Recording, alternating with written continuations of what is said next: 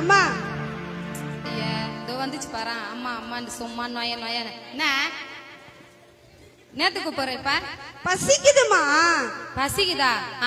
வேலையே கிடையாது, சும்மா பசிக்குது பசிக்குதுன்னு. மணி என்ன ஆகுது இன்னமும்? பெத்த பொண்ணுக்கு ஒரு சாப்பாடு கூட போடாம உட்காந்துக்கிறேன். அப்படி என்னதான் அந்த போன்ல நோண்டிக்கிட்டே இருப்பேன்னு எனக்கு தெரியல.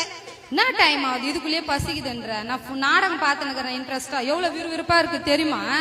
சும்மா டிஸ்டர்ப் பண்ற. போ வேலையை பாரு. சாப்பாடு மிச்சம் மீதி எதனா இருக்கும், இருந்தா சாப்பிட்ட போய் வேலையை பார்ப்போம். நான் நாடகம் முடிச்சுட்டு தான் வரேன். நீ போனே கட்டி நழு, நான் பாருப்ப.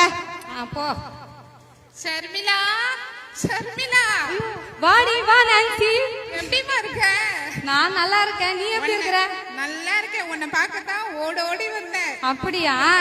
சரி சரி. என்ன நேத்து என் வீட்டுக்கு கூட்டு போனாதான் இந்த மாசம் மல்லிகை சாமான் வாங்கி தருவேன்னு சொல்லிட்டாரு. வேற வழி இல்லாம போயிட்டேன். நீ அப்படியா? ஆடி பாவி, நீ அந்த நாடகத்தை பார்க்கவே இல்லையா? அது எவ்வளவு இன்ட்ரெஸ்டான சீரியல் தெரியுமா? அதுக்கு கோடிக்கணக்கான ஜனம் அடிமையாகி போய் கிடக்குது. எப்ப பார்த்தாலும் அதை பார்த்து கிடக்குறாங்க. நீ அந்த நாடகத்தை மிஸ் பண்ணிட்டு டி மார்க்கெட் போனேன், இங்க போனேன்னு சொல்ற. மல்லிகை சாமான் வாங்கி தரேன்னா உனக்கு இந்த மாசம் கிடையவே கிடையாது சொல்லிட்டாரு. வேற வழி இல்லாம போயிட்டா பாத்துக்கோ. சரி நைட்டெல்லாம் தூக்கமே வரல. என்ன கொஞ்சம் சொல்ல, அந்த என்ன நடந்தது? கிளைமாக்ஸ் தெரியுமா? எனக்கு கண்ணு அதை அந்த இடத்தை விட்டு வெளியவே வரல. நான் அவ்வளவு இன்ட்ரெஸ்டா பாத்துக்கின்னு இருந்தேன்.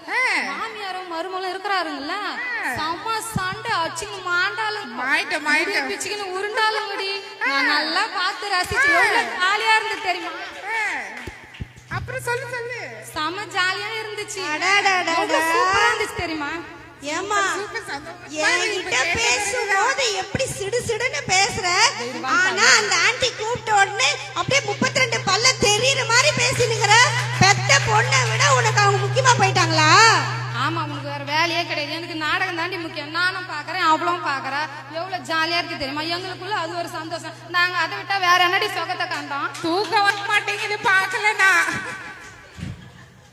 இப்படி உலக பிரகாரமான காரியத்தை சிந்திச்சுட்டு சினிமால மூழ்கி போறீங்களே, இது நீங்க உங்களுடைய ஆவிக்குரிய வாழ்க்கையை நீங்க கெடுத்து கொள்றது.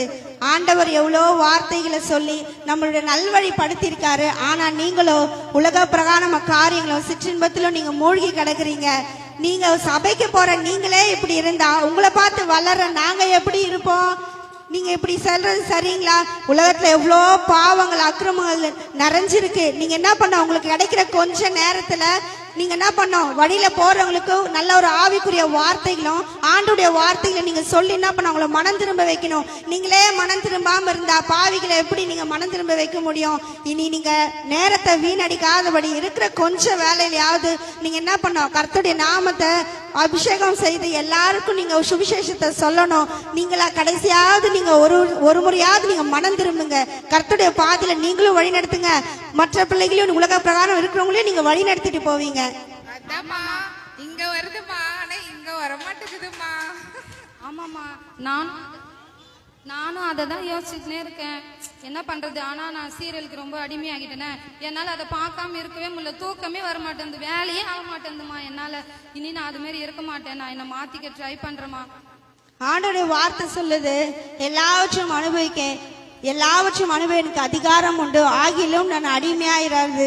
எல்லாவற்றையும் அனுபவிக்க எனக்கு அதிகாரம் உண்டு, ஆனால் நான் தகுதியாராது. 1 கொரிந்தியர் 6:12 சொல்றாங்க. அதனால உங்களுக்கு எல்லா அதிகாரம் உண்டு. ஆனாலும் தேவனுடைய நாமத்தை நீங்க தூஷிக்காம கர்த்தருடைய வழிகளை நீ நடங்க.